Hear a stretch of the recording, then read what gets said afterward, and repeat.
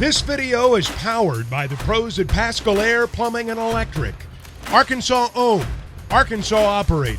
GoPascal.com. All right, let's welcome in our friend Tom Murphy this morning, Whole Hog Sports Arkansas Democrat-Gazette. Tom, we were just talking about regifting gifts. Have you ever done that before? Be honest. Hey, guys. Yeah, I only had a few seconds to think about this. It's a pleasure to be with you, by the way.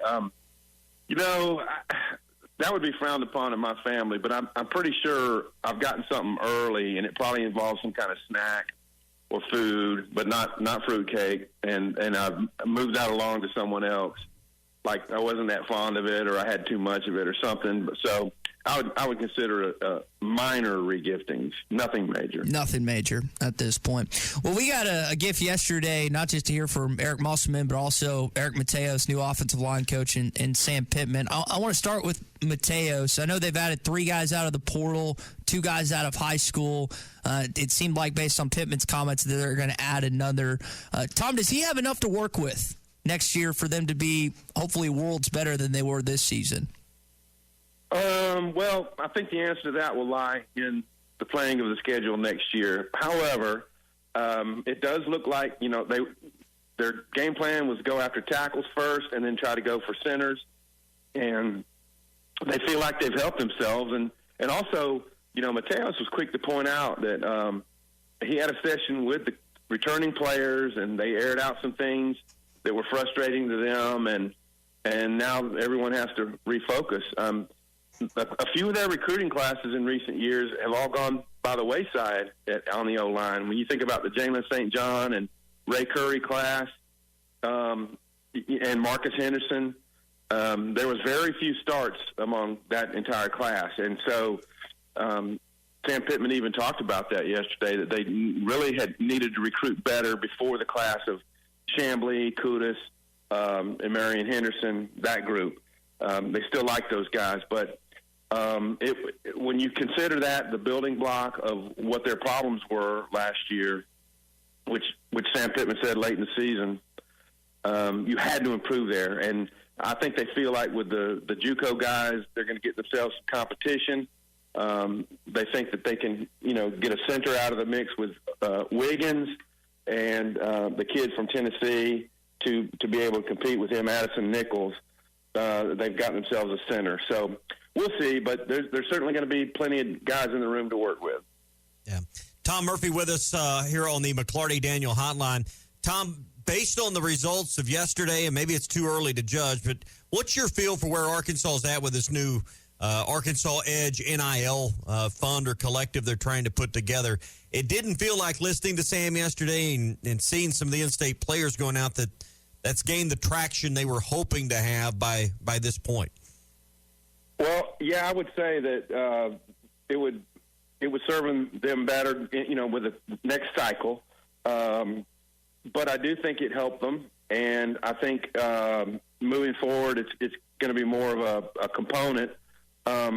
Losing Courtney Crutchfield out of the state, certainly hurt, and they would like to have had a receiver of his stature. And they filled in late with a kid from New Orleans, Cross Johnson. But I just think that, historically, Arkansas's recruiting classes, here they are about 14th out of the 16 in the SEC, and there's been years where they've been higher than that. But when you look at the totality of the classes, a handful of 4 stars and then a lot of 3 stars, that's how Arkansas has had to build historically. And that you win here on a bigger scale when you have a quarterback who's a Ryan Mallett type quarterback, homegrown like Brandon Allen, Tyler Wilson, and surround him with good skill talent and good blocking. And they didn't have that last year. They had those issues that we talked about with the O-line and such. So long-winded answer to say that. Their recruiting class was 14th in the SEC. Not really where you want to be, but they have hope for improvements for next year. Did they meet the needs that you perceive? You watched every down. You watched every game. Well, you were at practices. Did what they do so far, and with 8 scholarships, I think it is, left in the portal, Have they met the Right. needs, and then what are the needs with those last 8 spots, in your opinion? Well, you're going up against schools like Georgia, Bama, A&M, LSU, Auburn, and such that their depth is usually, it's usually better. And so Arkansas filled in some spots, but it's the same thing with the depth. I mean, you lose 3 linebackers from the portal, you bring in 3, and two of those are freshmen. So they still need another linebacker. They still need another edge player.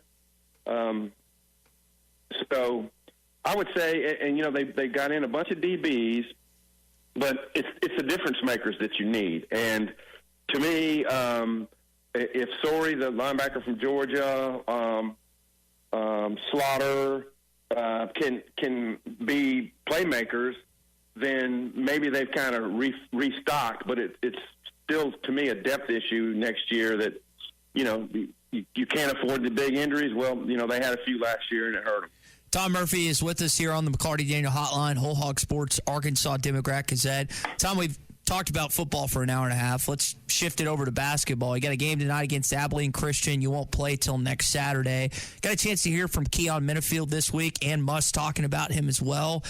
I think that he's going to be a huge factor in the point guard rotation. How much does he maybe push back a solidified starting rotation now with him getting to the mix and Muss still trying to tinker and figure out what works best?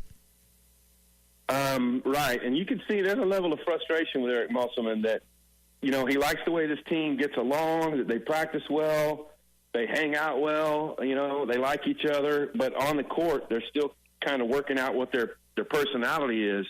And I think Minifield, adds a component where you got to figure out your rotations again. And, L. Ellis early in the season, he was doing some good things. And I talked to the ODU coach, Jeff Jones, about, how Arkansas had to kind of rally down the stretch to win that game.